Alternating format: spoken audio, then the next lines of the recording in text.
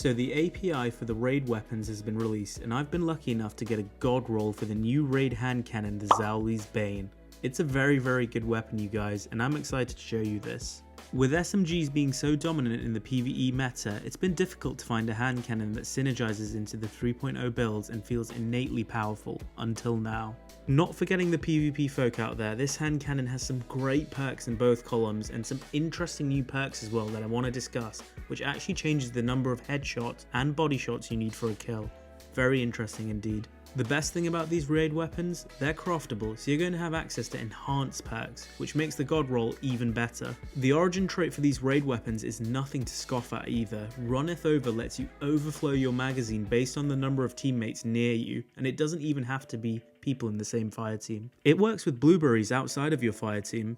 So let's go over my god roll today, and then we'll go over the entire perk pool and the rolls I'll be looking out for both PvE and PvP. If you find what I talk about today remotely helpful, then remember to smash that like button, as that helps me out a ton. The roll I have is Explosive Payload and Incandescent. Now, Explosive Payload gives a 30% damage increase in PvE, and Incandescent spreads Scorch with a mini explosion. This gun feels like a legendary sunshot. This is the hand cannon equivalent of the Mida mini tool last season, which was so popular with Solar 3.0 builds. Now, Enhanced Incandescent actually spreads even more Scorch, so it's even easier to trigger ignition explosions.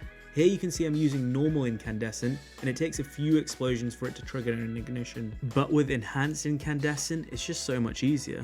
There are two downsides to the gun in my eyes. One, the reload speed, which takes about 3 business days to reload.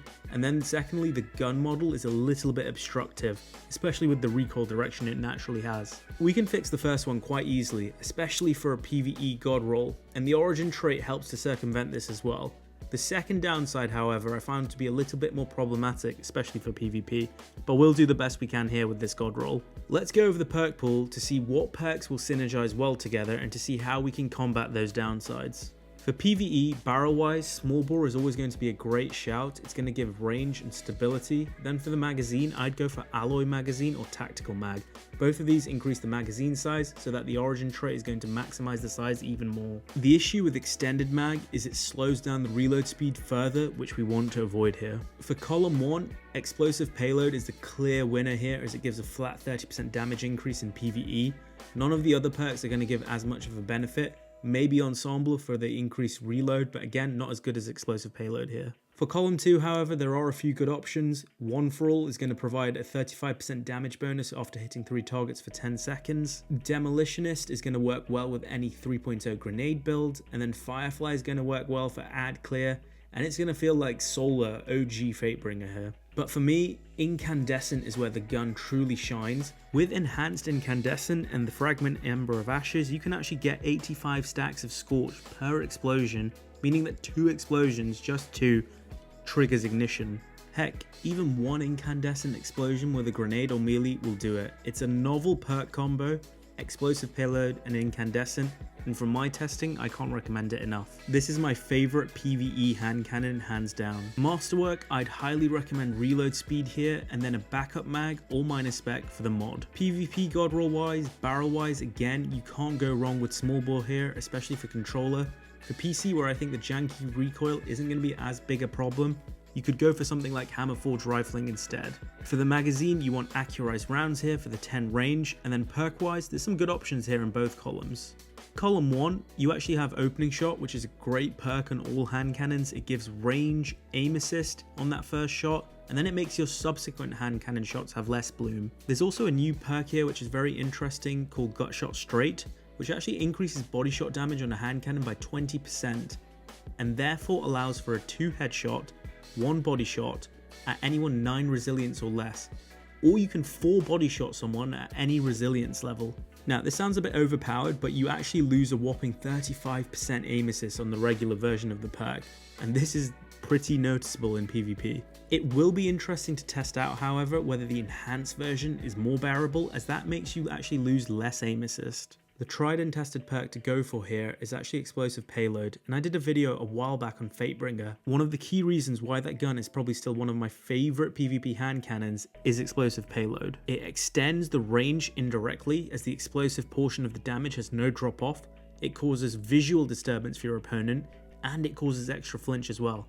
Some people say that last point isn't true. Let me know in the comments below what the overall consensus is. But overall, it's just a nightmare to duel against. Enhanced Explosive Payload gives a +5 range bonus as well. Not shabby for a PvP hand cannon. For column 2, there is a clear winner here, and it's Eye of the Storm. It's going to pair incredibly well with any of those perks in column 1.